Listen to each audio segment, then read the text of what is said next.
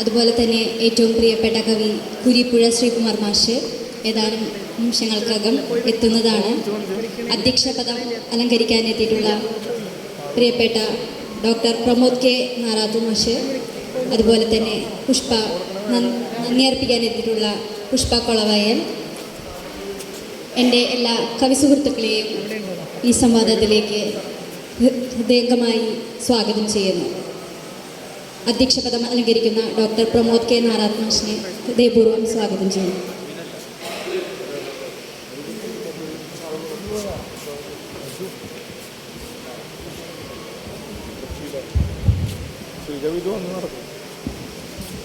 വേദിയിലും സദസ്സിലുമുള്ള പേര് കുരിപ്പുഴ ശ്രീമാസ്റ്റർ വന്നുകൊണ്ടിരിക്കുകയാണ്.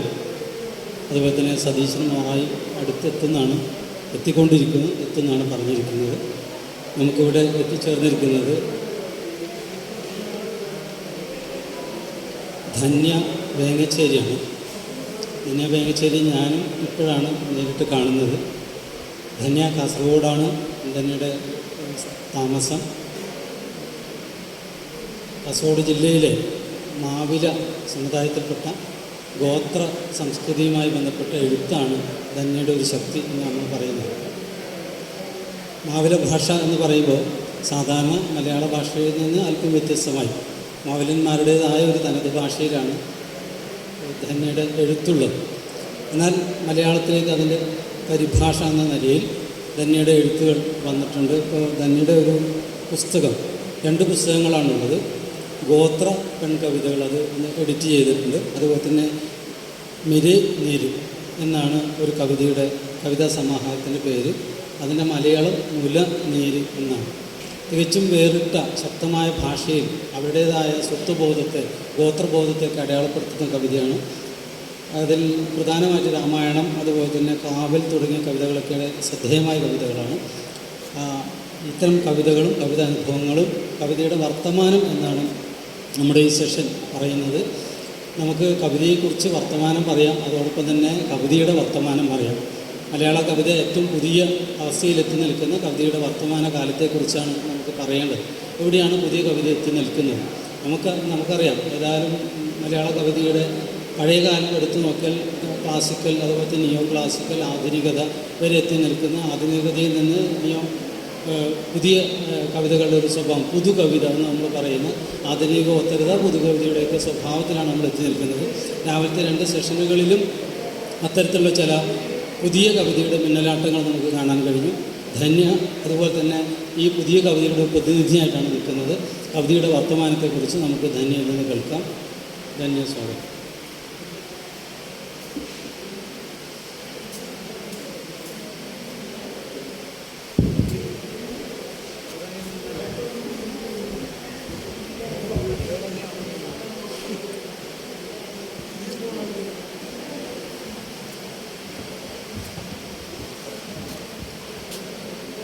വേദിയിലും അതുപോലെ തന്നെ സദസ്സിലും ഇരിക്കുന്ന പ്രിയപ്പെട്ട കവി സുഹൃത്തുക്കൾക്ക് എല്ലാവർക്കും എൻ്റെ സ്നേഹവന്ദനം. എല്ലാവരും ഉച്ചഭക്ഷണം കഴിച്ചതിൻ്റെ എല്ലാം ഒരു ആലസ്യത്തിലായിരിക്കും. എന്നാലും കവിത കൊണ്ട് നമുക്ക് ഉണർന്നിരിക്കേണ്ടതുണ്ട്. അപ്പോൾ ആ ഒരു കൂട്ടായ്മയാണ് നമ്മളിവിടെ കാണുന്നത്. കവിതയുടെ വർത്തമാനം എന്നാണ് ഞാൻ വിചാരിക്കുന്നത്. ഓരോ കവിതയ്ക്കും ഓരോ കഥകൾ പറയാനുണ്ടാകുമെന്നാണ് ഞാൻ വിശ്വസിക്കുന്നത്. എന്നെ സംബന്ധിച്ചിടത്തോളം അങ്ങനെയാണ്. സ്നേഹത്തിൻ്റെയോ അതല്ലെങ്കിൽ ഒരു വെറുപ്പിൻ്റെയോ സ്വത്വമില്ലായ്മയുടെയോ വേദനയുടെയോ അതിജീവനത്തിൻ്റെയോ അല്ലെങ്കിൽ ഒരു ജനതയുടെയോ സംസ്കാരത്തിൻ്റെയോ ഒക്കെ കവിതകൾക്ക് പറയാനുണ്ടാകും. എൻ്റെ തന്നെ കവിതകളെ ഞാൻ പറയാൻ ആഗ്രഹിക്കുന്നത്, എൻ്റെ ആദ്യ പുസ്തകം മിരനീരാണ്, ചിന്തയാണ് പുസ്തകം പ്രസിദ്ധീകരിച്ചിട്ടുള്ളത്. അപ്പോൾ ഈ പുസ്തകത്തിൻ്റെ പണിയിലിരിക്കുമ്പോൾ തന്നെ ഞാൻ മനസ്സിലാക്കിയ, എൻ്റെ കവിതകളിലൂടെ ഞാൻ തന്നെ ഒന്ന് പോകുമ്പോൾ എനിക്ക് മനസ്സിലാക്കാൻ പറ്റിയൊരു കാര്യത്തിൽ നിന്ന് ഞാൻ പറഞ്ഞിട്ടുള്ളത്, നോവുകളുടെ പകർത്തെഴുത്താണ് എൻ്റെ എഴുത്ത് എന്നാണ് ഞാൻ തിരിച്ചറിഞ്ഞിട്ടുള്ളത്. എന്നെ സംബന്ധിച്ചിടത്തോളം കവിത എന്നിലേക്ക് വന്നിട്ടുള്ളത് ആ ഒരു തരത്തിലാണ്. എൻ്റെ തന്നെ കവിതകൾ ഇപ്പോൾ നേരത്തെ അധ്യക്ഷൻ സൂചിപ്പിച്ചതുപോലെ പറയാനുള്ളത്, ഞാൻ ഒരു സമൂഹത്തെ, ഒരു ആദിവാസി സമൂഹത്തെ കൂടി പ്രതിനിധീകരിച്ചു കൊണ്ടാണ് ഞാൻ നിൽക്കുന്നത്. നേരത്തെ കഴിഞ്ഞ സെഷനുകളിലൊക്കെ തന്നെ പറഞ്ഞൊരു കാര്യമുണ്ട്, മലയാള കവിത എന്ന് പറയുന്നിടത്ത് നമ്മൾ കേരള കവിത എന്ന് ആണ് നമ്മൾ പറയേണ്ടത്. ഏത് സാഹചര്യത്തിലാണ് അങ്ങനെ ചിന്തിക്കാൻ നമ്മൾ പര്യാപ്തമായതില്ലെങ്കിൽ നമ്മൾ എങ്ങനെയാണ് അത്തരമൊരു ചിന്തയിലേക്ക് എത്തിയിട്ടുള്ളത് എന്ന് ഒരു പക്ഷേ നമ്മുടെ ഇന്നലെ അല്ലെങ്കിൽ ഇന്നോളമുള്ള സാഹിത്യം ഒക്കെ പരിഗണിച്ചാൽ നമുക്ക് മനസ്സിലാവുന്ന കാര്യം, ഒരു എന്താ പറയുക, തദ്ദേശീയ മനുഷ്യരുടെ ഒക്കെ ഒരു എഴുത്ത് മുഖ്യധാരാ സാഹിത്യത്തിൽ എത്രമാത്രം ചർച്ച ചെയ്തിട്ടുണ്ട്, അല്ലെങ്കിൽ അതിനെ എങ്ങനെയാണ് പൊതുസമൂഹം നോക്കിയിട്ടുള്ളത് എന്ന് ഇങ്ങനെയുള്ള കുറേ കാര്യങ്ങൾ നമുക്ക് ചിന്തിക്കാൻ കൂടി നമ്മുടെ ചിന്തയിൽ കൂടി കടന്നു പോകുന്ന ഒരു സന്ദർഭം കൂടിയാണ്. ഇപ്പം നേരത്തെ സൂചിപ്പിച്ചു എൻ്റെ 1-2 കവിതകൾ, രാമായണം, കാവൽ പോലുള്ള കവിതകൾ. അപ്പോൾ ഈ കവിതകളൊക്കെ തന്നെയും എൻ്റെ യൂണിവേഴ്സിറ്റി തലത്തിൽ പഠിക്കാൻ വേണ്ടി വിവിധ യൂണിവേഴ്സിറ്റികളിൽ വന്നിട്ടുണ്ട്. അപ്പം ഞാൻ ഓർത്തെടുക്കുന്ന ഒരു കാര്യം, എൻ്റെ അല്ല പക്ഷെ എൻ്റെ കൂടെപ്പിറപ്പ്, ഇതുപോലെ തന്നെ പണിയ ഭാഷയിൽ കവിതകൾ എഴുതുന്ന സിജു സി മീന വയനാട് ജില്ലയിലാണ്. പണിയ ഭാഷയിലും അതുപോലെ തന്നെ മലയാള ഭാഷയിലൊക്കെയാണ് കവിത എഴുതുന്നത്. അപ്പം അദ്ദേഹത്തിൻ്റെ ഒരു കവിത എനിക്കൊന്ന് കാലിക്കറ്റ് യൂണിവേഴ്സിറ്റിയിൽ പഠന വിഷയമായിട്ട് വന്നപ്പോൾ അദ്ദേഹം, നമുക്കറിയാം നമ്മളെല്ലാ കാര്യങ്ങളും സാമൂഹിക മാധ്യമങ്ങളിലൊക്കെ തന്നെയും പങ്കുവെക്കുന്ന ഒരു കാര്യം, നമ്മുടെ എല്ലാ സന്തോഷങ്ങളും അല്ലേ, പ്രത്യേകിച്ച് കവിത എഴുതുന്ന ഒരാൾ. കാരണം ഇന്ന് കൂടുതലും കവിതകൾ ഒരുപക്ഷെ വായിക്കപ്പെടുന്നത് ഒരുപക്ഷെ ഇത്തരം സാമൂഹിക മാധ്യമങ്ങളിൽ കൂടി ഒക്കെ തന്നെയാണ്. അപ്പോൾ ഈ ഒരു സന്തോഷം അദ്ദേഹം പങ്കുവെച്ചപ്പോൾ അതിൻ്റെ അടിയിൽ ഒന്നൊരു കമൻറ്റ് എന്ന് പറയുന്നത്, പണിയൻ്റെ കവിത പഠിക്കേണ്ടി വന്ന ഒരു ഗതികേട് എന്നുള്ളതാണ്. നമ്മൾ ചിന്തിക്കേണ്ടതുണ്ട്, പ്രത്യേകിച്ചും എഴുതുന്ന ആളുകൾ ആയിട്ടുള്ള നമ്മൾ ഇങ്ങനെയുള്ള ഒരു എന്താ പറയുക, പൊതുസമൂഹത്തിൽ നിന്നും 100-ൽ ഒരാളായിരിക്കാം എന്നിരുന്നാൽ പോലും ആ 100-ൽ ഒരാൾ പലരുടെയും പ്രതിനിധാനമായിട്ടാണ് വരുന്നത്. അപ്പോൾ പ്രത്യേകിച്ചും ഒരു തദ്ദേശ ജനതയുടെ എഴുത്ത് മുഖ്യധാരയിലേക്ക് വരുമ്പോൾ അതിനെ സ്വീകരിക്കാൻ അല്ലെങ്കിൽ അതിനെ അംഗീകരിക്കാൻ പലപ്പോഴും പലർക്കും സാധിക്കുന്നില്ല. അതിലൊക്കെ അത് ബുദ്ധിമുട്ടുണ്ട് എന്നാണ് മനസ്സിലാക്കുന്നത്. ഇപ്പം ഞാൻ നേരത്തെ പറഞ്ഞു, എൻ്റെ എഴുത്ത് എന്ന് പറയുന്നത് മാവില തുളു ഭാഷയിലാണ് ഞാൻ എഴുതിയിട്ടുള്ളത്, എൻ്റെ എഴുത്ത് എന്ന് പറയുന്നത്. അപ്പോൾ ഈ ഒരു എഴുത്ത് ഞാൻ എങ്ങനെയാണ് കണ്ടെടുത്തത്? പ്രത്യേകിച്ചും നമ്മൾ എഴുതി തുടങ്ങുന്ന ഒരാൾ കവിതയിൽ അല്ലെങ്കിൽ എഴുത്തിൽ സജീവമായി നിൽക്കണം, തുടരണം, സജീവമായിട്ട് എഴുതണം, കവിതയിൽ നിൽക്കണം അല്ലെങ്കിൽ എഴുത്തിൽ നിൽക്കണം എന്ന് ആഗ്രഹിക്കുന്ന പലരുമുണ്ട്. അപ്പം നമ്മൾ എന്താണ് ചെയ്യുക? നമ്മുടേതായിട്ടുള്ള ഒരു ഐഡൻറ്റിറ്റി നമ്മുടെ എഴുത്തിൽ നിലനിർത്തുമ്പോഴാണ്, അല്ലെങ്കിൽ നമ്മുടേതായിട്ടുള്ള ഒരു ഐഡൻറ്റിറ്റി നമ്മുടെ എഴുത്തിൽ കൊണ്ടുവരുമ്പോഴാണ് അവിടെ ഒരു വൈവിധ്യം ഉണ്ടാകുന്നത്. എല്ലാ വൈവിധ്യങ്ങളെയും ഉൾക്കൊള്ളുന്നതാണ് എഴുത്ത്. അപ്പോൾ അത്തരം എഴുത്ത്, അപ്പോൾ ഞാൻ മലയാള സാഹിത്യം പഠിച്ച ഒരു കുട്ടിയാണ്. അപ്പോൾ ഞാൻ ചിന്തിക്കുകയാണ്, ഞാൻ മലയാള സർവകലാശാലയിൽ നിന്ന് സാഹിത്യ രചന എന്ന് പറയുന്ന MA മലയാളം കഴിഞ്ഞ ആളാണ്. അപ്പോൾ പ്രത്യേകിച്ചും എഴുത്ത് പഠിക്കുന്ന, എഴുത്ത് പരിചയപ്പെടുന്ന ആളെന്ന നിലയിൽ എൻ്റെ ഉള്ളിൽ എങ്ങനെയാണ് ഈ ഒരു മാറ്റം നമ്മൾ നേരത്തെ സാറ് പറയുണ്ടായി, പല വാക്കുകളും നഷ്ടമായി കൊണ്ടേയിരിക്കുകയാണ്. ഈ വാക്ക് നഷ്ടമാവുക എന്ന് പറയുന്നത് തന്നെ നമുക്ക് ഒരു ഭാഷ നഷ്ടമാകുന്നതായിട്ട് തന്നെയാണ് ഞാൻ മനസ്സിലാക്കുന്നത്. അതെൻ്റെ വ്യക്തിപരമായിട്ടുള്ള ഒരു അനുഭവത്തിൽ നിന്നാണ്. കാരണം ഞങ്ങൾ ജീവിക്കുന്ന ഒരു സമൂഹത്തിൽ നിന്ന് നമ്മൾ ആർജിച്ച ഈ പറയുന്ന ഭാഷയുണ്ട്. ഈ ഭാഷ നമുക്ക് ഇല്ലാതായിക്കൊണ്ടിരിക്കുകയാണ്. അല്ലെങ്കിൽ നമ്മുടെ പുതുതലമുറയിൽപ്പെട്ട ആളുകൾ, കുട്ടികൾ ഒക്കെയും ഈ ഭാഷ സംസാരിക്കാൻ മടിക്കുകയാണ്. നാണക്കേട് കൊണ്ട് എന്താ പറയുക, സംസാരിക്കാൻ തന്നെ മടിക്കുന്ന ഒരു സാഹചര്യമാണ്. ഈ ഒരു നാണക്കേട് എൻ്റെ ബാല്യകാലത്തിൽ എനിക്കും ഉണ്ടായിട്ടുണ്ട്, പ്രത്യേകിച്ച് ഞങ്ങളുടെ ഭാഷയിൽ. അപ്പോൾ ഈ ഒരു ഭാഷ നിലനിൽക്കേണ്ടതുണ്ട് എന്നും ഈ ഭാഷയിലാണ് എൻ്റെ അതിജീവനമുള്ളത് എന്നും ഒക്കെ ഉള്ള ഒരു തിരിച്ചറിവാണ് ഈ ഭാഷ ഈ കവിത എഴുത്തിൽ പ്രത്യേകിച്ച് എൻ്റെ ഗോത്രഭാഷ തിരഞ്ഞെടുക്കാനുള്ളൊരു പ്രധാനപ്പെട്ട കാരണമെന്ന് പറയുന്നത്. അപ്പോൾ അങ്ങനെ സർവകലാശാലയിൽ തന്നെ മിരനീര് വരുന്നതിന് മുന്നേ തന്നെ നിന്നെ തെയ്യം നിന്നെ മഞ്ഞക്കുറി എന്ന് പറയുന്ന ഒരു ഡെസർട്ടേഷൻ്റെ ഭാഗമായിട്ട് ഗോത്രഭാഷാ കവിതകളും മലയാളമൊക്കെ ഉൾക്കൊണ്ടുള്ളൊരു പുസ്തകം ഞാൻ തയ്യാറാക്കുകയാണ്. അത് എന്നെ സംബന്ധിച്ചിടത്തോളം ഒരു വലിയൊരു ഊർജ്ജമാണ്. അപ്പം ഞാൻ കവിതയെ കണ്ടെടുക്കുകയാണ്. ഞാൻ കവിതയ്ക്ക് അകത്തെ എൻ്റെ ഭാഷയെ കണ്ടെടുക്കുകയാണ്.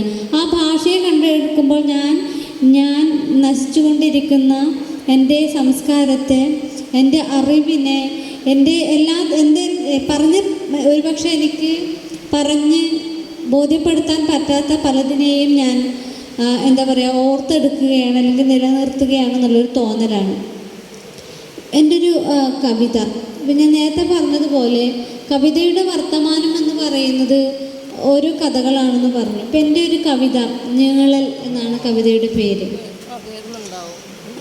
ഒന്ന് രണ്ട് കവിതകൾ വായിച്ച് ആ കവിതയ്ക്കകത്തുള്ള കാര്യങ്ങൾ, എന്തുകൊണ്ടാണ് എനിക്ക് ഈ ഒരു കവിത വന്നത്, അങ്ങനെയുള്ള കാര്യങ്ങളൊക്കെ ഞാൻ സംസാരിക്കാമെന്ന് വിചാരിക്കുന്നു. അപ്പം ഞങ്ങളൽ എന്ന് പറയുന്ന ഒരു കവിത. വള്ളിക്കൂട്ടേറ്റ് കഞ്ചിത്ത കറം ചിക്ക് അടികറള കൂട്ടിയ കറള ചിക്ക് കട കണ്ടം കഴിക്കണ കയ്യിലുള്ള ജീത് തര ചെമ്പത് നടപ്പനക കനം പറ്റ നെഞ്ഞിട്ടാക് മറിയിത്തലച്ച് ബുങ്കത് ബുങ്കത് തിരിയാത്തൊഞ്ച് മറടുത്ത് പാട്ട് പാടുകണ്ടാകും കുഡ കയറ് വറുത്തുകണോ കുഡെടുത്ത് പായ്പനക പണിയെടുത്ത് പൊറണക് ഒഞ്ചേ ഉണ്ടാതുള്ള എക്കള അലപ്പതാലേ മണ്ണലപ്പതാലേ എക്കളള നിക്കറകത് കേണിയെ പറ്റാണ്ട് മണ്ണിട്ട് വേറെ താഴ്ത്തുള്ള എക്കള ചോരകള ഞങ്ങളിൽ. നമ്മുടെ ഒരു ഭാഷയാണ്. അപ്പോൾ ഈ ഭാഷ വിതുമ്പൽ എന്നാണ് ഇതിൻ്റെ പരിഭാഷ. ഈ കവിത വന്നത് ശരിക്കും കാസർഗോഡ് ജില്ലയിൽ ഭൂമിയുമായി ബന്ധപ്പെട്ട് ഒരു സമരം നടക്കുന്ന ഒരു സന്ദർഭമുണ്ടായി.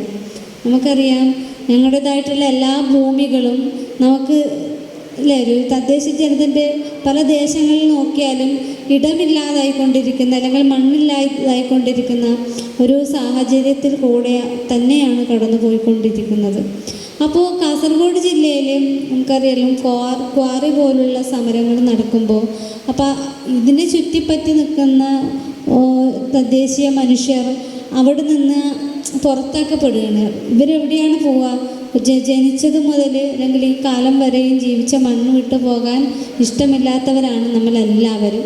അപ്പോൾ ബോധപൂർവമായിട്ടുള്ള അല്ലെങ്കിൽ ഇത്തരം എന്താ പറയുക കുത്തക മുതലാളി എന്താ പറയുക ഇതിൻ്റെയൊക്കെ അടിമയിൽപ്പെട്ട് നമുക്ക് നമ്മുടെ ഭൂമി നഷ്ടമായി പോകേണ്ടി വരുന്നൊരു സാഹചര്യത്തിലാണ് എനിക്ക് ഈ ഒരു കവിത ഉണ്ടാകുന്നത്. വിതുമ്പൽ.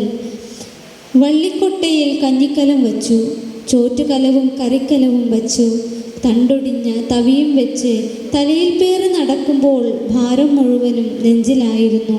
മരിയിത്തലച്ചി ഏങ്ങി അറിയാത്തൊരു മരത്തിൽ നിന്ന് പാട്ടുപാടുകയായിരുന്നു. കുന്നുകേറി വന്നവർ കുന്നിറക്കി വിടുമ്പോൾ പറയാൻ പൊർണന് ഒന്നേയുണ്ടായിരുന്നുള്ളൂ. ഞങ്ങൾ കരഞ്ഞാൽ മണ്ണ് കരയും, മണ്ണ് കരഞ്ഞാൽ ഞങ്ങളും. നിങ്ങൾക്കത് കേൾക്കാൻ കഴിയില്ല, മണ്ണിൽ വേരാഴ്ത്തിയുള്ള ഞങ്ങളുടെ ചോരകളുടെ വിതുമ്പൽ.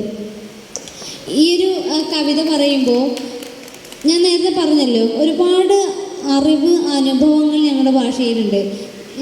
എന്നെ പോലുള്ള പുതിയ തലമുറയിൽപ്പെട്ട കുട്ടികൾക്ക് നമ്മുടെ പല പല പാരമ്പര്യങ്ങളും പാരമ്പര്യം എന്ന് പറയുമ്പോൾ അറിവുകൾ, ഭാഷയിൽ അടക്കം ചെയ്തിട്ടുള്ള അറിവുകൾ, ഇത്തരം അറിവുകളെല്ലാം നമുക്ക് നഷ്ടമായിക്കൊണ്ടിരിക്കുകയാണ്. അപ്പോൾ മരയിത്തലച്ചി ഇങ്ങനൊരു പക്ഷി നമ്മൾ ജീവിക്കുന്ന ഒരു സമയത്ത് നമ്മുടെ പ്രദേശത്ത് പോലും ഇല്ല.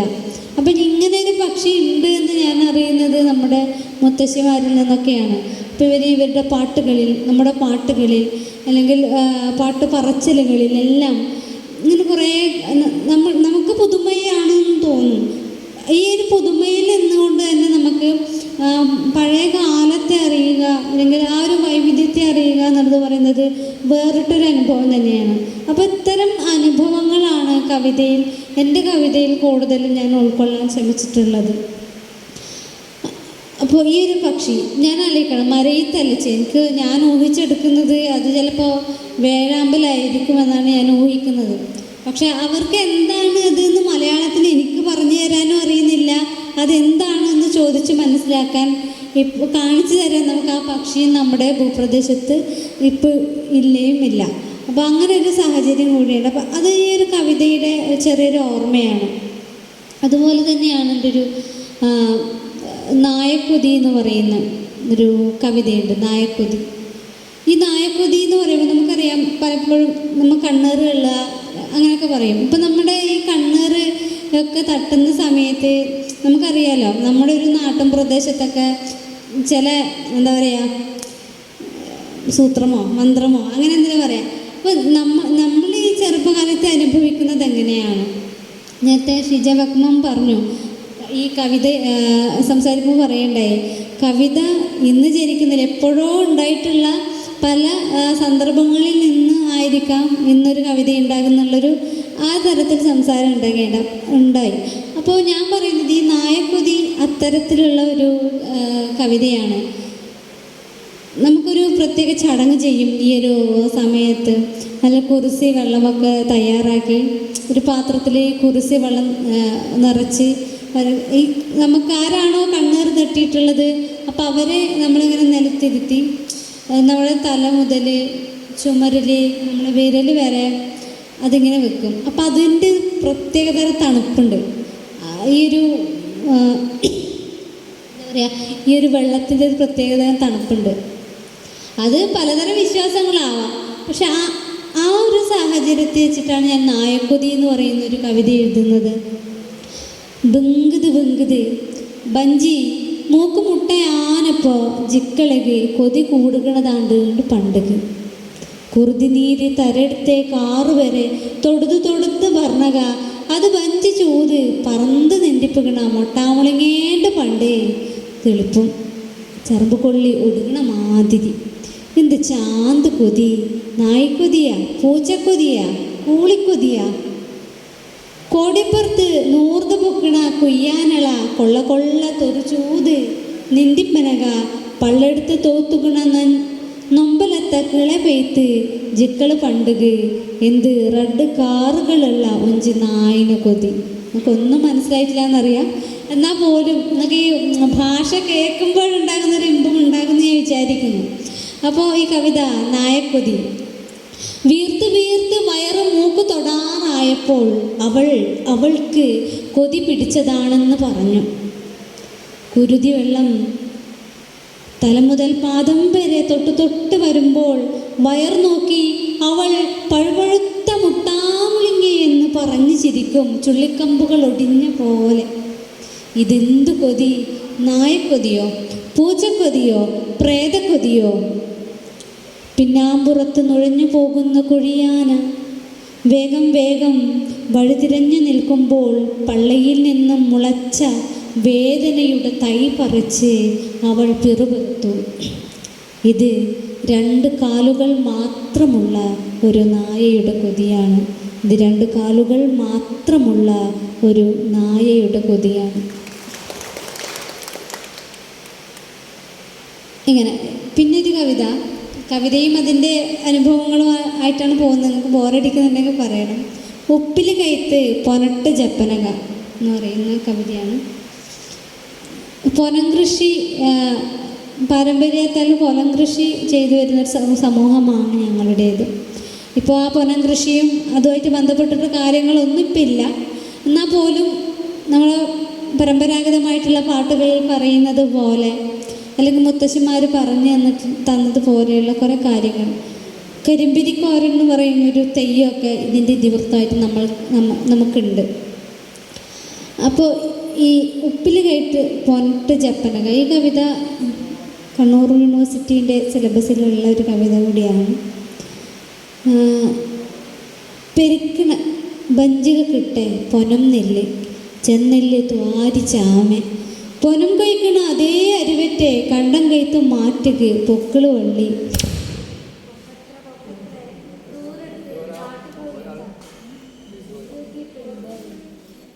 അതിക്ക് അലിത് പോലുള്ള കുഞ്ഞിനെ ബലിക്ക് കണ്ണുമടുത്ത് ചൂടും ഉച്ചസൂര്യ ഉപ്പില് കഴിച്ച് പൊനത്ത് ജപ്പനക ഒപ്പരം തുള്ളുക്കുന്നുണ്ട് വീതി അടിച്ച് പൂജിയനക കൂടാ കുഞ്ഞുകളെണ്ണിയ ചൂതിൻ്റെ മടുക്കുന്ന ചൂകണ മൊബൈൽ ഓൺ ചെയ്യും, മൊബൈലായിട്ട് കൊടുക്ക്, മൊബൈലുകൾ ടോർച്ച് കൊടുക്ക്. പുനത്തിലേക്ക് ഇറങ്ങുമ്പോൾ എന്നാണ് കവിത. പെറ്റ വയറിന് താഴെ പൊനം നെല്ല് ചെന്നെല്ല് ചുമര ചാമ പുനം കൊയ്ത അതേ അരിവാളുകൊണ്ട് അരിഞ്ഞു മാറ്റി പൊക്കൾ വള്ളി കൊക്കത്ര അകലെ കാട്ടുകോഴിയുടെ നിലവിളി അതിൽ അലിഞ്ഞു പോയ കുഞ്ഞി കരച്ചിൽ കണ്ണുമിഴിച്ചു നോക്കും ഉച്ചസൂര്യൻ പടം പൊഴിച്ച് പുനത്തിലേക്ക് ഇറങ്ങുമ്പോൾ കൂടെ കൂട്ടിരിപ്പുണ്ട് വീതി അടിച്ച് തീ വെക്കുമ്പോൾ കൂടും കുഞ്ഞുങ്ങളെയും തീ തിന്നു മതിക്കുന്നത് കണ്ട ഒരു പക്ഷി. ഞാൻ നേരത്തെ പറഞ്ഞ പോലെ പൊനം കൃഷി നമുക്കറിയാം വലിയൊരു കാട് കടിച്ചാണ് നമ്മൾ കൃഷി ചെയ്യുന്നത്. അപ്പം ഇതിൽ വീതി അടിക്കുക എന്ന് പറയുന്നൊരു കാര്യമുണ്ട്. ഈ ഒരു തീ മറ്റു പ്രദേശങ്ങളിലേക്ക് കത്തി പടരാതിരിക്കാനൊക്കെ വേണ്ടിയിട്ടാണ് വീതി അടിക്കുക. അപ്പോൾ ഈ കാട് മാത്രമേ കത്തൂ, മറ്റ് എന്താ പറയുക തീ ഇങ്ങനെ ആരും പടരുന്നില്ല. അപ്പോൾ ഞാൻ നേരത്തെ പറഞ്ഞൊരു തെയ്യത്തിൻ്റെ കണ്ട് കരിമ്പിരി പോരെന്ന് പറയുന്നത്. അപ്പോൾ ഇതൊരു അനുഭവമാണ്. ഒരിക്കൽ നമുക്കറിയാം ഓരോ പൊനം കുത്തുക എന്ന് വെച്ചാൽ ഓരോ വർഷവും ഓരോ പൊനമായിരിക്കും കുത്തുക, ഓരോ കാടായിരിക്കും കുത്തുക. ഈ കാട്ടിൽ നിന്ന് ഈ വർഷം കുത്തിയാൽ അടുത്ത വർഷം വേറൊരു സ്ഥലത്തായിരിക്കും. അപ്പോൾ ഈ ആളുകൾ എന്താ പറയുക ഒരു സ്ഥലത്ത് ഇങ്ങനെ ഒരു സ്ഥലത്ത് താമസിക്കാതെ എപ്പോഴും മാറി മാറി താമസിച്ച് അല്ലെങ്കിൽ ഈ കൃഷിനെ മാത്രം നോക്കി കുറേ പണ്ടത്തെ ജന്മികളൊക്കെ ഈ എന്താ പറയുക ആരെയും നിൽക്കാനൊന്നും സമ്മതിക്കില്ല. കാരണം അതൊന്നും നന്നായി എന്താ നമ്മുടെ കൃഷിയെല്ലാം ഒന്ന് പച്ച പിടിച്ച് വരുമ്പോൾ പറയുന്നത് ഈ അപ്പുറം പോയിട്ട് അത് കിട്ടിക്കോ അങ്ങനെ പറയും. അപ്പം അങ്ങനെ ഒരു സമയത്ത് എന്താ പറയുക ഈ പൊനം കത്തിക്കാൻ വേണ്ടി പോകുമ്പോൾ അതിനകത്ത് ഒരാൾ പെട്ടുപോയി. അങ്ങനെ എല്ലാവരും വന്നു, പക്ഷെ ഒരാൾ മാത്രം വന്നില്ല. അങ്ങനെയാണ് കരിമ്പിരിക്കോരൻ എന്ന് പറയുന്നതിന് ചരിത്രം കഥ ചെയ്യുന്നുണ്ടാകുന്നതിൻ്റെ ചരിത്രമൊക്കെ പറയുന്നത്. അപ്പോൾ ഇങ്ങനെ കേട്ടിട്ടുള്ള അനുഭവങ്ങളിൽ നിന്നാണ് ഇങ്ങനെയുള്ള കവിതകളൊക്കെ ഉണ്ടാകുന്നത്. അതേപോലെ തന്നെ നേരത്തെ സൂചിപ്പിച്ചു രാമായണം എന്ന് പറയുന്ന കവിത. ഈ ഒരു കവിത എൻ്റെ അച്ഛനും എൻ്റെ അമ്മയും അല്ലെങ്കിൽ എൻ്റെ അച്ഛനും ഒക്കെ അനുഭവിച്ചിട്ടുള്ള അവർ പറഞ്ഞു തന്നിട്ടുള്ള നമുക്കറിയാലോ വീട്ടിനകത്ത് അവരുടെ വിഷമങ്ങളാണ് ശരിക്കും എൻ്റെ കവിതകൾ എന്ന് പറയുന്നത്. ഏത് തരത്തിലെന്ന് വെച്ചാൽ നമുക്ക് പറയുമ്പോൾ എന്താ പറയുക ഇതത്രേ ഉള്ളൂ എന്ന് തോന്നും. പക്ഷേ അനുഭവം കൊണ്ട് ജീവിച്ച മനുഷ്യർ അല്ലെങ്കിൽ അതിൽ നിലനിൽക്കാതെ പോയ മനുഷ്യരുടെ വേദന എത്രയാണെന്ന്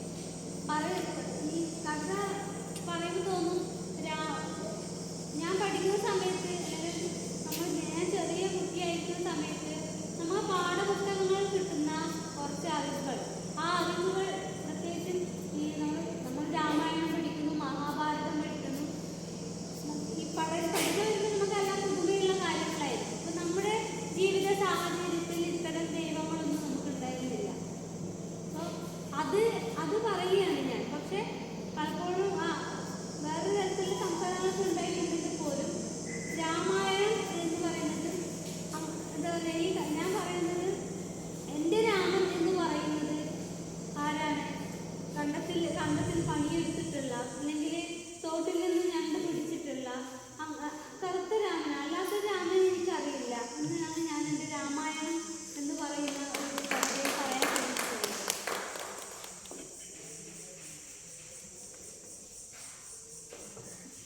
കുറച്ച് കവിതകളും അതിൻ്റെ അനുഭവങ്ങളും പറയാൻ തന്നെയാണ് പിന്നെ വിചാരിക്കുന്നത്. അപ്പം അങ്ങനെ ഉടുങ്കലത്തെ കുപ്പായം എന്ന് പറയുന്നൊരു കവിതയുണ്ട്. എല്ലാ ബാല്യകാല അനുഭവങ്ങളും ഓർമ്മകളൊക്കെ തന്നെയാണ്.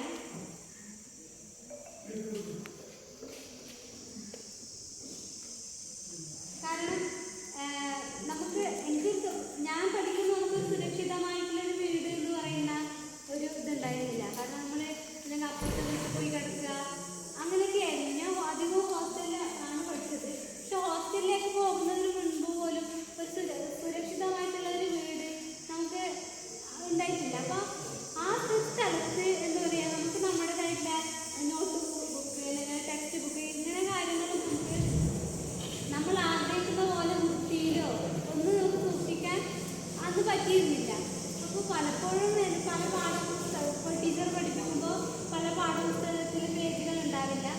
അപ്പോൾ അങ്ങനെ ഒരു സാഹചര്യത്തിൽ നിന്നാണ് ഞാൻ എൻ്റെ ഉപ്പിൽ കഴിച്ച് പലത്ത് ചപ്പനക ഉടുങ്കലത്തെ കുപ്പായം എന്ന് പറയുന്ന കവിത. ഞാൻ ഇതിൻ്റെ മലയാളം മാത്രമേ വായിക്കുള്ളൂ. ഇന്ന് പഠിപ്പിക്കുന്നതെന്ന് പറഞ്ഞ് ടീച്ചർ ചോക്കെടുത്ത് ബോർഡിൽ വരയുമ്പോൾ തിരമാല പോലെ വന്നടങ്ങിപ്പോയി പുസ്തകം മറിയുന്ന ഒച്ച. കാട്ടുമുല്ലത്തായി അടുത്തടുത്ത് വിറക് ചുമന്ന് നിൽക്കും പോലെ ആയും തീയും പോവും. കണ്ണെടുത്ത് പുസ്തകക്കുഴിയിലേക്ക് വയ്ക്കുമ്പോൾ അതൊന്നും എൻ്റേതിലുണ്ടായിരുന്നില്ല. അപ്പുറത്തും ഇപ്പുറത്തും മിന്നിക്കെട്ടും എൻ്റെ മിന്നാമിന്നി കണ്ണുകൾ. അവിടെയൊക്കെയും എടുത്തു വച്ച അടുപ്പ് കല്ല് പോലെ ഉറഞ്ഞ ആയും തീയും പോവും. ടീച്ചർ നോക്കുമ്പോഴൊക്കെയും മാളത്തിൽ നിന്ന് നുഴഞ്ഞിറങ്ങുന്ന ഞണ്ടുപോലെ ഞാൻ. മണിയടിച്ചു വീഴത്താറായപ്പോൾ വഴിയിൽ കുഞ്ഞമ്മ.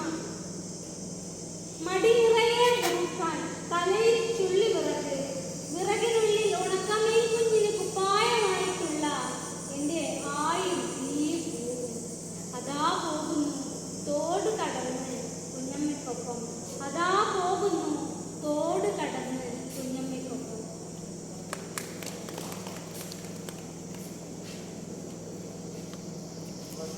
ഇങ്ങനെ ഞാൻ കണ്ടെത്തത് എൻ്റെ മാത്രം ഒരുപക്ഷെ ഗോത്രഭാഷയിലുള്ള കവിതകളാണ്. നേരെ മറിച്ച് ഇന്നിപ്പോൾ നമുക്കറിയാം പണിയ ഭാഷയിൽ കവിത എഴുതുന്നു, അല്ലെങ്കിൽ കാട്ടുനായിക ഭാഷയിൽ കവിതകൾ ഉണ്ടാകുന്നു, മാവില ഭാഷയിൽ കവിതകൾ ഉണ്ടാകുന്നു, അല്ലെങ്കിൽ മലവെട്ടുക സമൂഹത്തിൻ്റെ കവിതകൾ ഉണ്ടാകുന്നു, കാടരുടെ ഭാഷയിൽ കവിതകൾ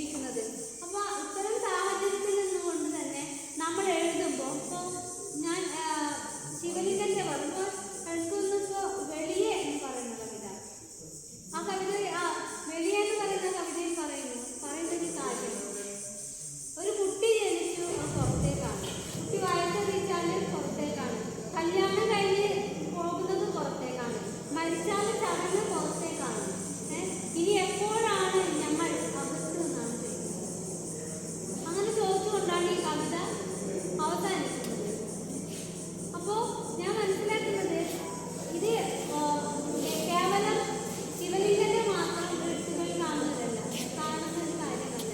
ഇപ്പോൾ സുകുമാരൻ ചാലികത എഴുതുന്നു. അപ്പോൾ ഓരോ സ്ഥലത്തും ഓരോ സുകുമാരൻ്റെ കവിതകളെ കുറിച്ച് പറയുമ്പോൾ പാടുപെടുന്നൊരു എന്താ പറയുക അനുഭവമാകണം. നമ്മളൊരിക്കലും ശീലിക്കാത്ത വാക്കുകൾ, നമ്മളൊരിക്കലും അനുഭവിക്കാത്ത എന്താ പറയുക ആ പരിസ്ഥിതി, നമ്മൾക്ക് കാണാൻ കഴിയാത്ത എന്താ പറയുക കാഴ്ചകൾ, ഈ കാഴ്ച പകർന്നു തരുന്ന അനുഭവങ്ങൾ, അറിവുകൾ, ഇതെല്ലാം ഇന്ന് എന്താ പറയുക സാഹിത്യത്തിൽ ചർച്ച ചെയ്യപ്പെടേണ്ടുന്ന ഒരു പ്രധാനപ്പെട്ട കാര്യം തന്നെയാണ്.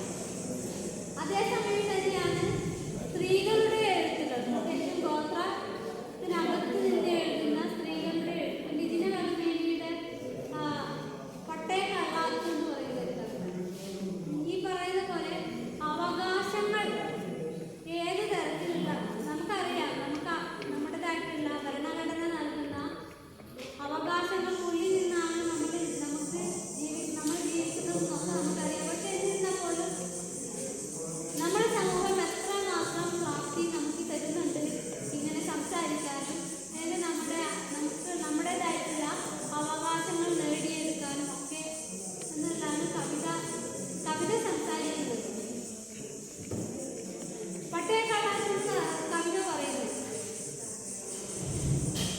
ഈ കാലങ്ങളായിട്ട് നമ്മൾ എന്താ പറയുക പട്ടയ കടലാസിന് വേണ്ടി ഈ പല ഓഫീസ് വരാന്തകളും കയറി ഇറങ്ങി ജീവിക്കേണ്ടി വരുന്ന ഒരു അവസ്ഥയെക്കുറിച്ചാണ് പട്ടയ കടലാസ് എന്ന് പറയുന്ന കവിതയിൽ പറയുന്നത്. ഇപ്പോൾ എനിക്ക് തോന്നുന്നത് ഇപ്പോൾ ഗോത്ര പെൺകവിതകൾ എന്ന് പറയുന്ന ഒരു പുസ്തകം ഞാൻ എഡിറ്റ് ചെയ്തു. അപ്പോൾ ഈ ഒരു പുസ്തകം എഡിറ്റ് ചെയ്യുമ്പോൾ എനിക്കറിയാം ഇതിൽ മികച്ച കവിത അങ്ങനെയൊന്നുമല്ല ഞാൻ പറയുന്നത്, അല്ലെങ്കിൽ മികച്ചൊരു എഡിറ്റ് ചെയ്തിട്ടുള്ള ഒരു പുസ്തകമാണെന്നല്ല ഞാൻ പറയുന്നത്. പക്ഷേ അതൊരു അടയാളമായിട്ട്, അല്ലെങ്കിൽ പെണ്ണെഴുത്തിൻ്റെ ഒരു ഗോത്ര സമൂഹത്തിൽ നിന്ന് വരുന്ന സ്ത്രീകളുടെ ഒരു എഴുത്ത് പ്രതിനിധാനം ചെയ്യുന്ന ഒരു പുസ്തകമായിട്ട് ഗോത്ര പെൺകവിതകൾ എന്ന് പറയുന്നൊരു പുസ്തകം ഉണ്ടെന്നാണ് അതിന് കഴിയുമെന്നാണ് ഞാൻ വിചാരിക്കുന്നത്. പല ഊരാളി ഭാഷയിൽ കവിതകൾ എഴുതുന്ന ഇടുക്കി ജില്ലയിലെ 3 അച്ഛന്മാരെ എനിക്ക് പരിചയപ്പെടാൻ പറ്റുകയില്ല. അപ്പോൾ ഞാൻ അനുഭവിച്ച ഭാഷ പോലെ, അല്ലെങ്കിൽ ഞാൻ അറിഞ്ഞിട്ടുള്ള ഭാഷ പോലെ തന്നെയാണ് ഊരാളി ഭാഷയിൽ എഴുതപ്പെട്ടിട്ടുള്ള കവിതകൾ എന്ന് പറയുന്നത്. നേരത്തെ ആദ്യം സംസാരിച്ചപ്പോൾ സൂചിപ്പിക്കേണ്ടായി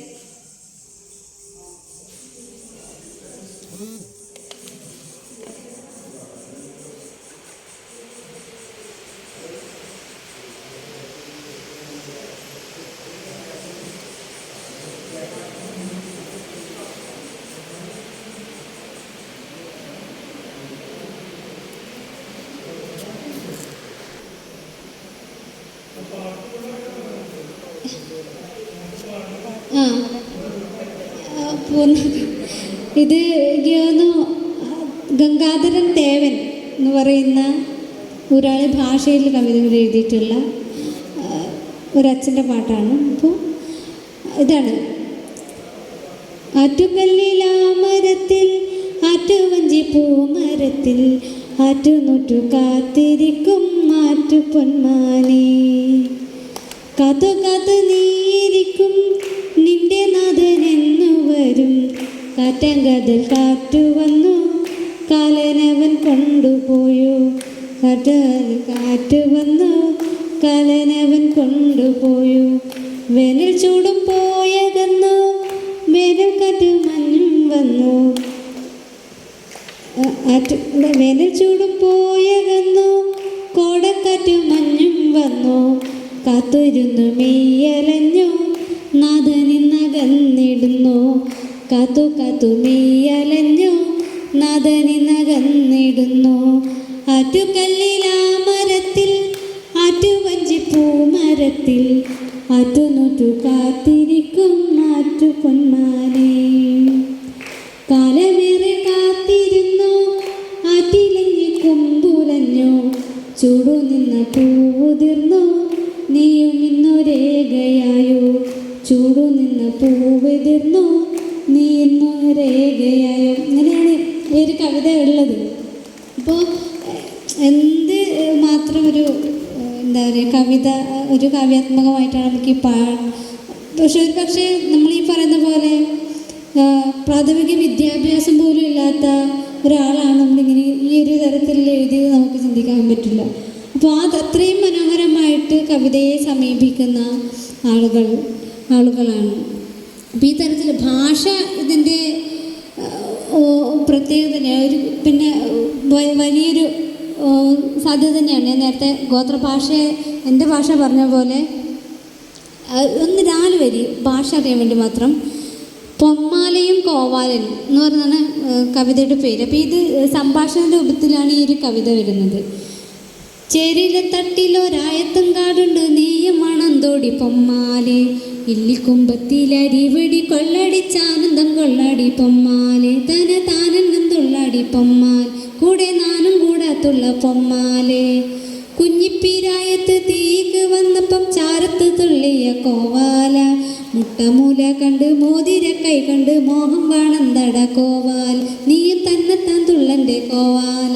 അപ്പം ഈ തരത്തിലാണ് ഇതൊരു ഊരാളി ഭാഷയിലുള്ള ഒരു കവിതയാണ്. അപ്പോൾ പറ്റുമെങ്കിൽ നിങ്ങൾ ഈ കവിതകൾ വാങ്ങണം, വായിക്കണം, അറിയണം എന്നാണ്. അപ്പോൾ എനിക്ക് തോന്നുന്നത് കവിതയുടെ വർത്തമാനം പറഞ്ഞാലൊന്നും നമുക്ക് തീരില്ല. കാരണം ഞാൻ നേരത്തെ സൂചിപ്പിച്ചതുപോലെ ഓരോ കഥകളാണ്, അല്ലെങ്കിൽ ഓരോ എന്താ പറയുക സാഹചര്യത്തിൽ നിന്നാണ്. പലതരം സാഹചര്യത്തെ ചരിത്രത്തെ ഒക്കെ അടയാളപ്പെടുത്തുന്ന അല്ലെങ്കിൽ അടയാളപ്പെടുത്താൻ പ്രാപ്തിയുള്ളതാണ് കവിത എന്ന് ഞാൻ മനസ്സിലാക്കി. എൻ്റെ അനുഭവത്തിൽ നിന്നാണ്, ഇത് ഞാൻ വായിച്ചറിഞ്ഞിട്ടുള്ള ഒരനുഭവത്തിൽ നിന്നാണ്. അപ്പോൾ എൻ്റെ ഒരു കവിത തൊടക്കള ഒടുക്കള എന്ന് പറയുന്നൊരു കവിതയുണ്ട്. ഞാൻ നേരത്തെ സൂചിപ്പിച്ചതുപോലെ തദ്ദേശീയ മനുഷ്യർക്ക് നേരെ ഉണ്ടാകുന്ന അതിക്രമങ്ങളെക്കുറിച്ച് ഞാൻ പറഞ്ഞു. അപ്പോൾ ഞങ്ങളുടെ തന്നെ പ്രദേശത്ത് നമുക്കറിയാം, നമ്മുടെ ബാല്യകാലം എന്ന് പറയുന്നത് പലതരം രുചികളെ അല്ലെങ്കിൽ നിറങ്ങളെ ഒക്കെയും തേടിപ്പോകുന്ന, അത് വേണമെന്ന് ആഗ്രഹിക്കുന്ന ബാല്യകാലമായിരിക്കും നമുക്ക് ഓരോരുത്തർക്കും. പക്ഷെ അത്തരം ബാല്യങ്ങൾ നിഷേധിക്കപ്പെടുന്ന കുറേയധികം കുട്ടികളുണ്ടാകും. പക്ഷേ ഈ നിഷേധമെന്ന് പറയുന്നത് പൊതുസമൂഹത്തിൻ്റെ അല്ലെങ്കിൽ നമുക്കൊരിക്കലും ഉൾക്കൊള്ളാൻ പറ്റാത്ത ഒരു ചിന്തയിൽ നിന്നുള്ളതാവുമ്പോൾ ഏത് തരത്തിലുള്ളതായിരിക്കും എന്ന് ആലോചിച്ച് നോക്കൂ. ഇപ്പോൾ തുടക്കവും ഒടുക്കവും എന്ന് പറയുന്ന കവിത അങ്ങനെയാണ്. തുടക്കവും ഒടുക്കവും നടന്നു പോകുമ്പോൾ എനിക്ക് പിറകെ ഉയർന്നു കേട്ട ഒരു കഥയാണ്. നടന്നു പോകുമ്പോൾ എനിക്ക് പിറകെ ഉയർന്നു കേട്ട ഒരു കഥയാണ്. ഈ കഥയ്ക്ക് തുടക്കവും ഒടുക്കവുമില്ല. അതിങ്ങനെയാണ്. എൻ്റെ മുത്തശ്ശിയായിരുന്നു ആ മരം നട്ടത്. വെള്ളമൊഴിച്ചതും വളമിട്ടതും എല്ലാം എൻ്റെ മുത്തശ്ശിയായിരുന്നു. ഇന്നലെ സ്കൂളിൽ പോകും വഴി ആ മാവിൻ്റെ ഉച്ചിയിൽ നോക്കിയതിന് അവരെൻ്റെ കണ്ണിൽ മുളക് പൊടി എറിഞ്ഞു. ഞാൻ കരഞ്ഞില്ല. എനിക്ക് മാമ്പഴത്തിൻ്റെ രുചി നന്നേ ഇഷ്ടമാണ്. ഒന്നുകൂടി പറയട്ടെ, ഈ കഥയ്ക്ക് തുടക്കവും ഒടുക്കവുമില്ല. ഇങ്ങനെയാണ് ഈ കവിത തീരുന്നത്. ഒരു പ്രാശം പൊട്ട് പറിക്കാൻ ആഗ്രഹിച്ച ഒരു കുട്ടിക്ക് നേരെ നമ്മുടെ സമൂഹത്തിൽ നടന്നൊരു സംഭവമാണ്. അപ്പോൾ പല സംഭവങ്ങളും നമ്മുടെ കവിതയ്ക്ക് ആധാരമാകും എന്നാണ് ഞാൻ എൻ്റെ അനുഭവത്തിൽ നിന്ന് ഞാൻ പറയുന്നത്. പിന്നെ എൻ്റെ കാട്ടുകടന്നൽ പോലെ ഒരു പെണ്ണുങ്ങൾ എന്ന് പറയുന്നൊരു കവിതയുണ്ട്. ഈ കവിത ഒരുപക്ഷെ എൻ്റെ ഊരിലെ എല്ലാ അമ്മമാരുടെയും ഒരു പക്ഷേ പല പെണ്ണുങ്ങളുടെയും കവിത ആയിട്ടാണ് ഞാൻ മനസ്സിലാക്കുന്നത്.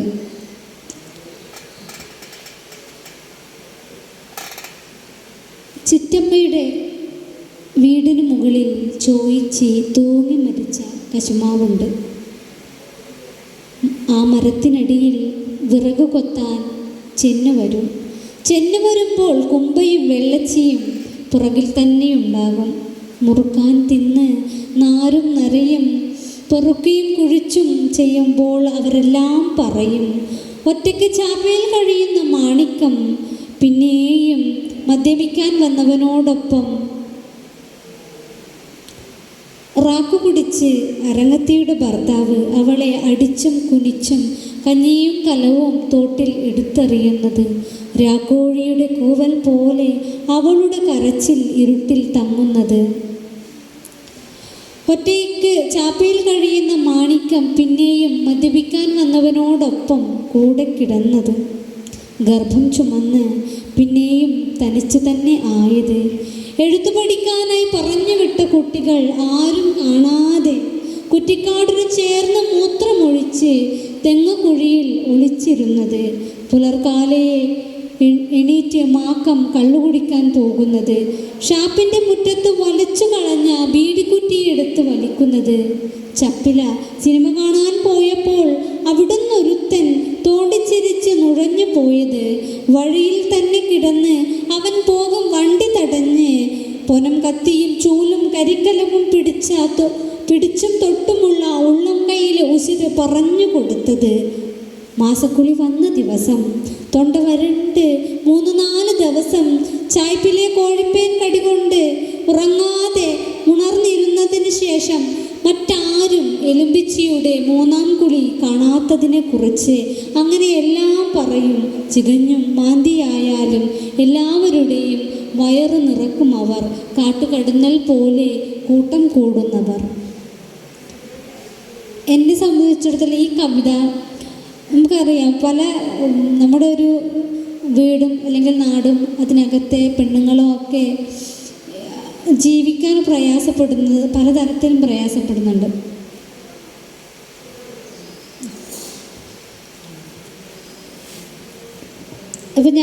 അപ്പോൾ അത്തരം പെണ്ണുങ്ങളുടെ ഒരു അനുഭവത്തിൻ്റെ പരിസരത്തിൽ നിന്നാണ് ഈ കവിത ഉണ്ടായിട്ടുള്ളത്. അപ്പോൾ ഞാൻ പറയാൻ ശ്രമിച്ചത് ഇത്രയേ ഉള്ളൂ. അനുഭവങ്ങളാണ് അനുഭവങ്ങൾ തന്നെയാണ് കവിതയുടെ വർത്തമാനം എന്ന് പറയുന്നത്. ഈ അനുഭവം ഒരു പക്ഷേ ഒരു ജനതയുടെ ഒരു സംസ്കാരത്തിൻ്റെ ഒക്കെ അടയാളമാകാൻ തക്ക പ്രാപ്തിയുള്ളത് ആണ് എന്ന് ഞാൻ മറ്റ് ഭാഷാ കവിതകളൊക്കെ വായിക്കുമ്പോൾ എനിക്ക് മനസ്സിലാകുന്നുണ്ട്. ആ കവിതകളൊക്കെ നമ്മളെ തൊടുന്നുണ്ട്, ആ കവിതയിൽ നമ്മൾ ജീവിക്കുന്നുണ്ട്. അപ്പോൾ ഈ ഇത്രയും പറഞ്ഞുകൊണ്ട് ഞാൻ നിർത്തുന്നു.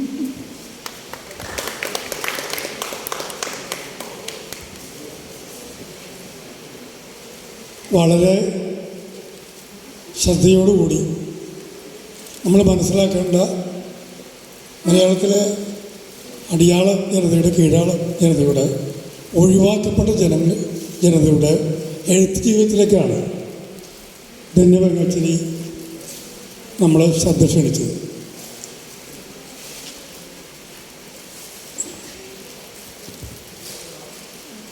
രാമേട്ടൻ പറഞ്ഞതിൻ്റെ കൂടെ കൂട്ടിച്ചേർത്ത് പറയാനുള്ള കാര്യങ്ങളേ ഉള്ളൂ.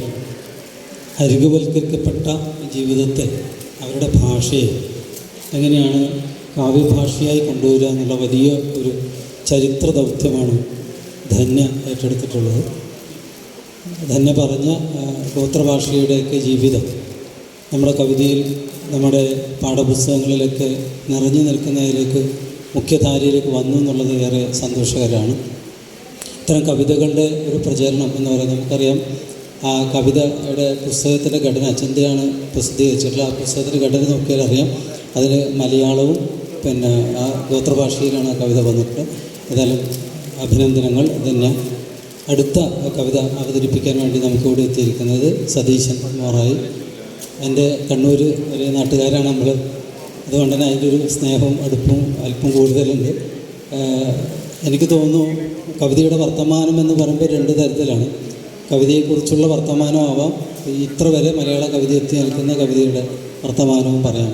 അപ്പോൾ സതീശൻ മോറായി ഏകദേശം 10-40 വർഷമായി ഈ കവിതാ മേഖലയിലുണ്ട്. ഏറ്റവും പുതിയ കവിതയുടെ മേഖലയിൽ കൂടി വളർന്നു നിൽക്കുന്ന ഒരു എഴുത്തുകാരനാണ്. ഭ്രാന്തിസം, പകൽപ്പേടി, സ്വസ്ഥം, രാഷ്ട്രീയം പറയത് തുടങ്ങി 10ഓളം കവിതാ സമാഹാരങ്ങൾ പ്രസിദ്ധീകരിച്ചിട്ടുണ്ട്. വളരെ സ്നേഹപൂർവ്വം സതീശൻ മൊറായി 2 വാക്ക് പറഞ്ഞതായി ക്ഷണിക്കുന്നു. നമുക്ക് ഒരാൾക്ക് അരമണിക്കൂറാണ് ഏകദേശം. അല്ല ഓക്കെ ശരി.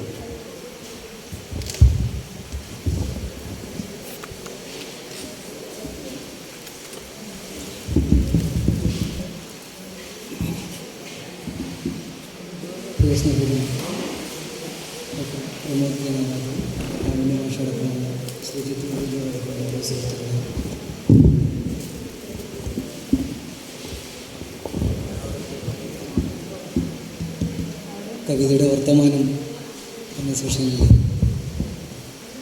ധന്യയുടെ സംസാരം കേൾക്കുകയായിരുന്നു. കവിത എത്രമാത്രം കാലികമായി മാറിയിട്ടുണ്ടെന്നുള്ള വസ്തുതകൾ നമുക്ക് ദൈനംദിനമായി അറിയുന്ന കാര്യമാണ്. നേരത്തെ അധ്യക്ഷൻ പറഞ്ഞതുപോലെ 40 വർഷക്കാലമായി കവിത എഴുതുന്ന ഒരാളാണ്. നമ്മളൊക്കെ എഴുതി തുടങ്ങുന്ന കാലഘട്ടത്തിൽ കവിത ഇങ്ങനെയൊന്നും ആയിരുന്നില്ല എന്നുള്ളൊരു വസ്തുതയാണ്. മാഷ്ക്കൊക്കെ അറിയാവുന്ന വസ്തുതയാണ്. ഇതൊക്കെ താളാത്മകമായി പദ്യരീതിയിൽ എഴുതിയാൽ മാത്രമേ കവിതയെ പരിഗണിക്കപ്പെട്ടുള്ളൂ. ഇന്നും അങ്ങനെയുള്ള വാദഗതികൾ സമൂഹത്തിൽ നടക്കുന്നുണ്ട്. ആ രൂപഭദ്രതയെ സംബന്ധിച്ചുള്ള ചർച്ച ഇപ്പോഴും അവസാനിച്ചിട്ടുള്ള എന്നുള്ളതാണ്. കവിതയുടെ ആശയം എന്താണ്, ഊർജ്ജം എന്താണ്, അത് നൽകുന്ന സന്ദേശം എന്താണ് എന്നതിനപ്പുറം അതിൻ്റെ ഭാഷയെ സംബന്ധിച്ച്, അതിൻ്റെ രൂപഘടനയെ സംബന്ധിച്ചൊക്കെയുള്ള ചർച്ചകൾ ഇപ്പോൾ നടന്നുകൊണ്ടിരിക്കുന്നു. ഞാനിപ്പോൾ ഏതാണ്ട് ഒരു 6 മാസക്കാലമായി ഒരു മാസിക നടത്തുന്ന ഒരാളാണ് കൂടിയാണ്. കവല എന്ന് പറയുന്ന ഒരു മാസിക കണ്ണൂരിൽ നിന്ന് പ്രസിദ്ധീകരിക്കുന്നുണ്ട്. അത് കവിതയ്ക്ക് വേണ്ടി മാത്രമുള്ള ഒരു പ്രസിദ്ധീകരണമാണ്. കുറച്ചാളുകളെ കണ്ടിട്ടുണ്ടാവും, അധികം ആളുകളിലേക്ക് എത്തിയിട്ടില്ല എന്നുള്ള വസ്തുതയാണ്. അതിൻ്റെയൊക്കെ പ്രശ്നങ്ങളൊക്കെ ഉണ്ട്. അതിന് നമുക്കറിയാം, ഒരു സമാന്തര മാസിക അതും കവിതയ്ക്ക് മാത്രമായി ഇത് താഴ്ന്നുകൊണ്ടേയിരിക്കുന്നുണ്ട്. കവിതയ്ക്ക് മാത്രമായി നടത്തുക എന്നത് അതൊരു പ്രിൻ്റ് മാസിക എന്നുള്ളതാണ്. അതാണ് പ്രശ്നം. അല്ലാത്ത മാസികകൾ കവിതയ്ക്ക് മാത്രമായിട്ടുണ്ട്. ഒന്നിലധികം മാസികകൾ എനിക്കറിയാം. ഞാൻ തന്നെ പല മാസികകളിലൊക്കെ എഴുതുന്ന ഒരാളാണ്. ഓൺലൈനിലുണ്ട്. പക്ഷേ പ്രിൻ്റ് മീഡിയത്തിൽ ഇത് മാത്രമേ ഉള്ളൂ. ഇത് ഓരോ ലക്കവും നമ്മൾ പ്രധാനപ്പെട്ട ഓരോ വ്യക്തികളുടെ, കവികളുടെ ഒക്കെ, നിരൂപകരുടെയൊക്കെ അഭിമുഖവും അവരുടെ കവിതയുടെ പഠനവും, പിന്നെ ഏതാണ്ട് 10, 20, 30 ഒക്കെ കവിതകൾ ഓരോ ലക്കത്തിലും പ്രസിദ്ധീകരിക്കുന്ന രീതിയിലാണ് പ്രസിദ്ധീകരിച്ചുകൊണ്ടിരിക്കുന്നത്. ഇത് 6ാമത്തെ ലക്കാണ്. കവിതയുടെ പ്രവാസി പതിപ്പാണ്. പ്രവാസികളായിട്ടുള്ള കവികൾ ഇതിനകത്ത് മിക്കവാറുമുള്ള കവികൾ പ്രവാസികളാണ്. അപ്പോൾ അത് ഞാനൊരു ആമുഖം എന്ന നിലയിൽ പറഞ്ഞതാണ്. ഒരു കവിതാ ക്യാമ്പിൽ അല്ലെങ്കിൽ ഒരു സാഹിത്യ ക്യാമ്പിൽ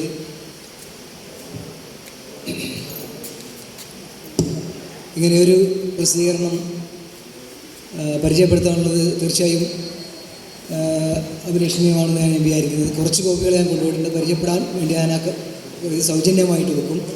ആവശ്യമുള്ളവർ എടുക്കുകയും ഈ പ്രസിദ്ധീകരണമായി സഹകരിക്കുകയും എല്ലാ അർത്ഥത്തിലും സഹകരിക്കുകയും ചെയ്യണം എന്ന് അഭ്യർത്ഥിച്ചുകൊണ്ട് ഈ കവിതയുടെ വർത്തമാനത്തിലേക്ക് പ്രവേശിക്കുമ്പോൾ എനിക്ക് പറയാനുള്ളത്, കവിതയെ സംബന്ധിച്ച് നമുക്കറിയാം, നമ്മൾ കവിതയെ സംബന്ധിച്ച് കൃത്യമായൊരു നിർവചനമൊന്നുമില്ല. ഒരുപാട് നിർവചനങ്ങൾ ഉണ്ട് എന്നിരിക്കലും കവിതയെ നമുക്ക് ഏതെങ്കിലും ഒരു നിർവചനത്തിൽ ഒതുക്കാൻ കഴിയാത്ത രീതിയിൽ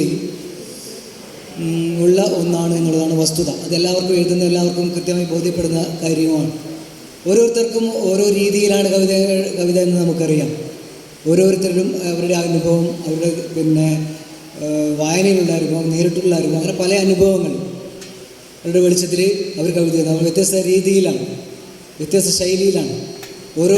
ഓരോരുത്തരുടെയും കവിത വ്യത്യസ്തമാണെന്ന് പറയാം. പക്ഷെ എന്നാൽ പൊതുവെ പൊതുകവിത എന്ന് പറയുന്നത് നമുക്കറിയാം, ഒരുപക്ഷെ പേരില്ലാതെ കളഞ്ഞുപോയ ഒരു കവിത കിട്ടുകയാണെങ്കിൽ ഇത് ആരുടേതാണെന്ന് തിരിച്ചറിയാനാവാത്ത വിധം കവിത ഒരു എന്ന് പറഞ്ഞാൽ ഒരു സാമ്യവൽക്കരിക്കപ്പെട്ടിട്ടുണ്ടെന്നുള്ള വസ്തുതയാണ്. അത് പൊതുകവിതയുടെ സ്വഭാവമാണ്, ഭാഷയുടെ സ്വഭാവമാണ് ഒക്കെയാണ്. എങ്കിൽ തന്നെയും വ്യത്യസ്തമാണ് ഓരോരുത്തരുടെയും ഭാഷ എന്നാണ് ഞാൻ വിചാരിക്കുന്നത്. പുതുതായി എഴുതുന്ന ഒരാൾ പോലും, പുതിയ കാലത്തെ ഒരു കവി പോലും അവൻ്റെ ഒരു ചുറ്റുപാടുകളിൽ നിന്ന് വളരെ വ്യത്യസ്തമായി കവിത എഴുതുന്നു എന്നാണ് ഞാൻ വിചാരിക്കുന്നത്. ഞാൻ എഴുതുന്ന ബോധപൂർവമല്ലെങ്കിലും മിക്കവാറും എൻ്റെ കവിതകളിലൊക്കെ രാഷ്ട്രീയം കടന്നു വരാറുണ്ട്. ഒരുപക്ഷെ ഒരു രാഷ്ട്രീയ കവി എന്നുള്ളൊരു ലേബൽ പോലും ചുമത്തപ്പെട്ടുള്ള ഒരാളാണ് ഞാൻ. പക്ഷേ അതൊരു സത്യത്തിൽ അതൊരു ആരോപിക്കപ്പെടുന്ന ഒന്നാണ്. തീർച്ചയായും എല്ലാവരുടെ കവിതയിലും എന്തുണ്ട്? രാഷ്ട്രീയമുണ്ട്. രാഷ്ട്രീയമില്ലാത്ത ഒരു കവിതയുമില്ല, രാഷ്ട്രീയമില്ലാത്ത ഒരു സംഗതിയുമില്ല. കവിത എല്ലാ വ്യവഹാരങ്ങളെയും പോലെ ഒന്ന് മാത്രമാണ്, അല്ലെങ്കിൽ എല്ലാ ഉൽപ്പന്നവും പോലെ ഒന്ന് മാത്രമാണ് കവിത എന്ന് വിശ്വസിക്കുന്ന ഒരാളാണ്.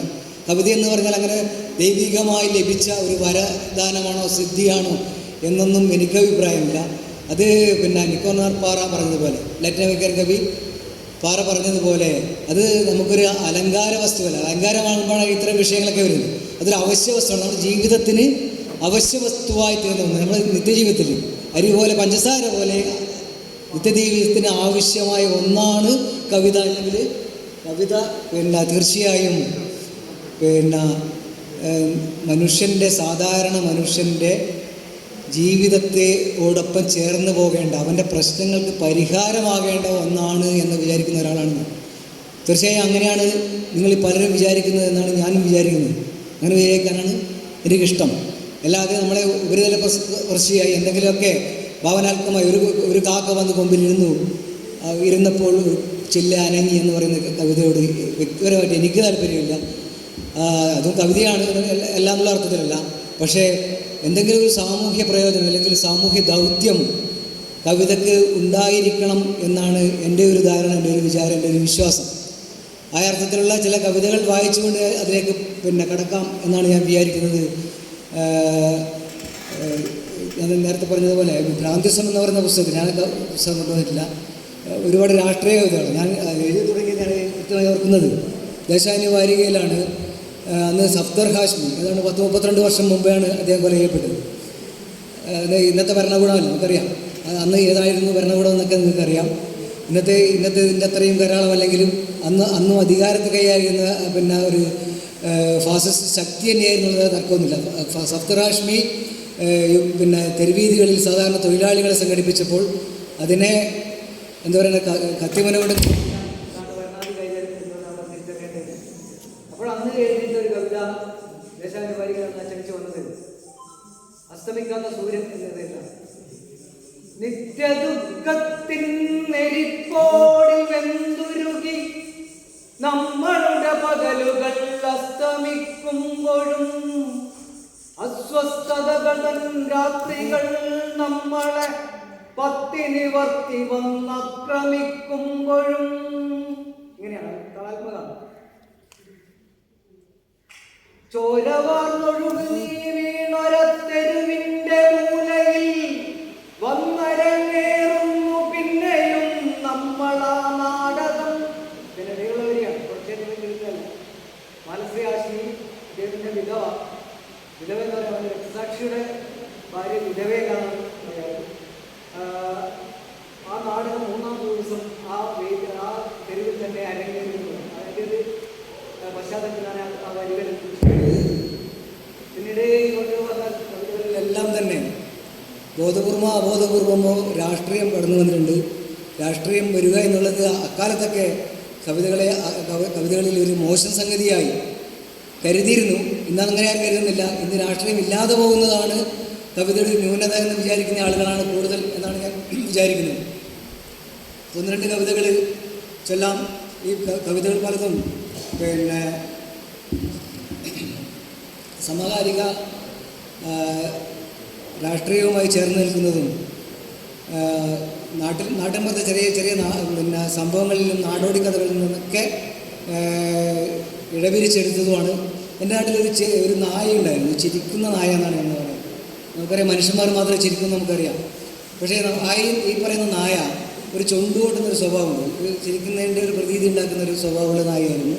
എല്ലാ ആളുകളായിട്ട് വളരെ ഇണങ്ങി, സാധാരണ നായകളിൽ നിന്ന് വ്യത്യസ്തമായി മനുഷ്യരായിട്ട് നന്നായി ഇണങ്ങി പെരുമാറുന്ന നായയായിരുന്നു. അതിൻ്റെ ഒരു പശ്ചാത്തലത്തിൽ ഞാൻ ചിരിക്കുന്ന നായ. വളരെ പണ്ടൊന്നുമല്ല, 80കളോ മറ്റോ ആവണം, ഞങ്ങളുടെ നാട്ടിൽ ചിരിക്കുന്ന ഒരു നായയുണ്ടായിരുന്നു. ഇത് കേട്ടാൽ നിങ്ങളിപ്പോൾ ചിരിക്കുന്നുണ്ടാകും. സംഗതി സത്യമാണ് കേട്ടോ. ചിലരുടെ ചിരി കാണാറില്ലേ, ചിരിച്ചെന്ന് വരുത്തും ചുണ്ടുകോട്ടൽ, അത്രയേ ഉണ്ടായിരുന്നുള്ളൂ നായച്ചിരി.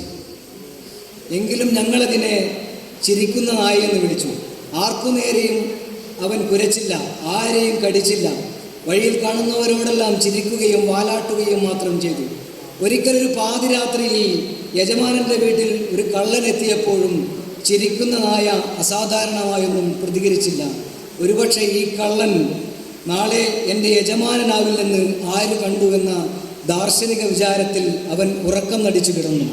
ചുക്കിനും ചുണ്ണാമ്പിനും കൊള്ളാത്ത നായ എന്ന് അധിക്ഷേപിച്ച് പിറ്റേന്ന് കാലത്തു തന്നെ യജമാനൻ അവനെ ആട്ടി ഓടിച്ചു.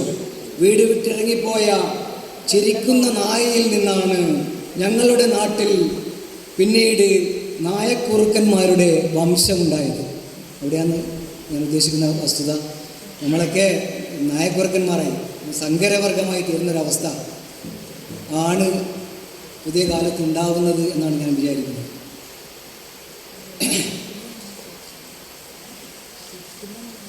യുദ്ധകാലമാണിത് അല്ലേ? ഒരുപക്ഷെ യുദ്ധം ആയോ എന്നോ ആയില്ലയോ എന്നറിയാത്തൊരവസ്ഥ.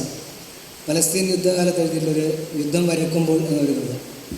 ചിത്രകാര, ചോര കൊണ്ട് നിങ്ങളൊരു യുദ്ധം വരക്കുമ്പോൾ ചെകുത്താൻ്റെ പിണിയാളായ ദൈവത്തെ അദൃശ്യനായി തന്നെ മാറ്റി നിർത്തുന്നുവല്ലോ.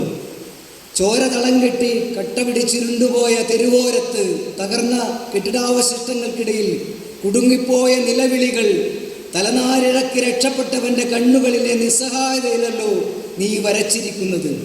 ഒരു പിഞ്ചുടലിൽ നിന്ന് വേർപെട്ടുപോയ ശിരസ്, ചിതറിപ്പോയ സ്വപ്നങ്ങൾക്കിടയിൽ എന്തോ തിരിയുന്നത് പോലെ ഇളം ചായം ചേർത്തിരിക്കുന്നു.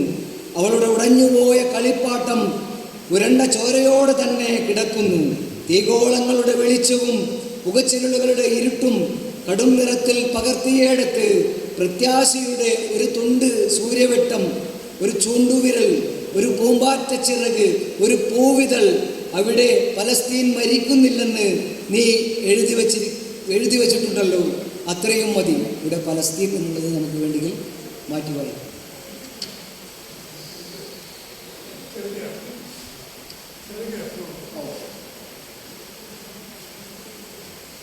നമ്മുടെ സെഷൻ നടന്നുകൊണ്ടിരിക്കുമ്പോൾ ഒരു ചെറിയ വ്യത്യാസം വരുന്നതാണ്. നമ്മൾ ഷെഡ്യൂൾ അനുസരിച്ച് 3 മണിക്കാണ് നാടകരചന ഒക്കെയാണ് ബന്ധപ്പെട്ടുള്ള സെഷന് പ്രസാദും ഗുരുവായൂർ സമയത്ത് വന്നിട്ടുണ്ട്. അതിനിടയ്ക്ക് സംഭവിച്ചൊരു കാര്യം, പ്രസാദിൻ്റെ ബ്രദറിന് മരിച്ചു, തങ്ങളുടെ ഭർത്താവ്. അപ്പോൾ വന്നു പെട്ടെന്ന് പോകുന്നതാണ്. അപ്പോൾ നമ്മൾ ഈ സെഷൻ അവസാനിപ്പിക്കാതെ ശിവകുമാർ എത്തിപ്പോൾ പ്രസാദ് ഇപ്പോൾ ഒന്ന് നമ്മുടെ ക്യാമ്പിനെ അഭിവാദ്യം ചെയ്തുകൊണ്ട് സംസാരിക്കും.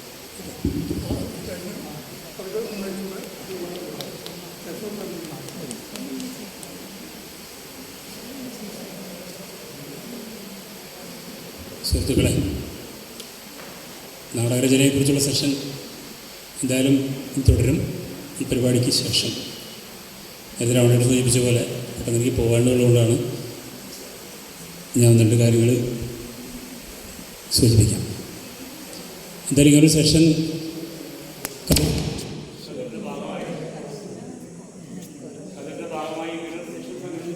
തുടങ്ങിയ ആദ്യമായിട്ട് അഭിവാദ്യം ചെയ്യണം. കാരണം നാടകം രചന ഇത് മലയാളം ഇപ്പോഴത്തെ കാലത്ത് വലിയ പ്രസിദ്ധി നേരിടുന്നുണ്ട്. നാടകരചന തന്നെ ആവശ്യമുണ്ടോ, നാടകത്തിന് ടെക്സ്റ്റ് തന്നെ ആവശ്യമുണ്ടോ എന്ന രീതിയിലൊക്കെ തന്നെ ചർച്ച ചെയ്തുകൊണ്ടിരിക്കുന്നൊരു കാലമാണ്. ടെക്സ്റ്റ് ഇല്ലാതെ തന്നെ നാടകം ചെയ്യാൻ പറ്റുമെന്ന രീതിയിൽ വാദം നിന്നുകൊണ്ടിരിക്കുന്ന ധാരാളം ആളുകളുണ്ട്. അല്ലെങ്കിൽ തന്നെ നാടകകൃതി വേണ്ട, ഡ്രമാറ്റൈസേഷൻ ഓഫ് നോൺ ഡ്രമാറ്റിക് ഫോംസ് എന്ന രീതിയിൽ ഒരു കവിതയിൽ നിന്ന് വേണമെങ്കിൽ നാടകം ഉണ്ടാക്കാം, അല്ലെങ്കിൽ കഥയിൽ നിന്ന് വേണമെങ്കിൽ നാടകം ഉണ്ടാക്കാം എന്ന രീതിയിൽ അത്തരം ശ്രമങ്ങൾ നടന്നിട്ടുണ്ട്. നല്ല ശ്രമങ്ങൾ നടന്നിട്ടുണ്ട്. ഇപ്പോൾ മാടമോഷം പോലുള്ള നാടക സമീപകാലത്ത് അതിഗംഭീരമായിട്ട് നമ്മുടെ കണ്ടംപററി ഷീറ്റ്സിനെ ആവിഷ്കരിച്ച ഒരു നാടകമാണ് മാടമോഷം എന്നുള്ള അതേ പേരിലുള്ള ജയമോഹൻ്റെ ഒരു നോവൽ, ചെറിയ നോവൽ. ഇത് നോവലിനെ അടിസ്ഥാനപ്പെടുത്തിയിട്ടുള്ളത്. അപ്പോൾ അത്തരത്തിലുള്ള പരിശ്രമങ്ങൾ പലതരം ചെറുതെ ആസ്പദമാക്കിയിട്ടുള്ള നാടകങ്ങൾ, ഏകാംഗ നാടകങ്ങൾ ധാരാളമായിട്ട് വരുന്നുണ്ട്. അങ്ങനെ ഒന്നുമില്ലെങ്കിൽ ഇംപ്രവൈസ്ഡ് ആയിട്ടുള്ള നാടകങ്ങൾ ചെയ്യാനാവുമെന്ന രീതിയിലൊക്കെ തന്നെ പ്രചരണമുണ്ട്. നാടകരചനയ്ക്ക് വേണ്ടത്ര പ്രാധാന്യം നഷ്ടപ്പെട്ടുകൊണ്ടിരിക്കുന്നൊരു കാലമാണ്. സൂചിപ്പിക്കുന്നത് എത്ര നാടകം എഴുതി പബ്ലിഷ് ചെയ്യുന്നുണ്ടെന്ന് നോക്കിയാൽ മതി. ഇപ്പോൾ കവിത പബ്ലിഷ് ചെയ്യുന്ന പോലെയോ നോവൽ പബ്ലിഷ് ചെയ്യുന്ന പോലെയോ ചെറുകഥ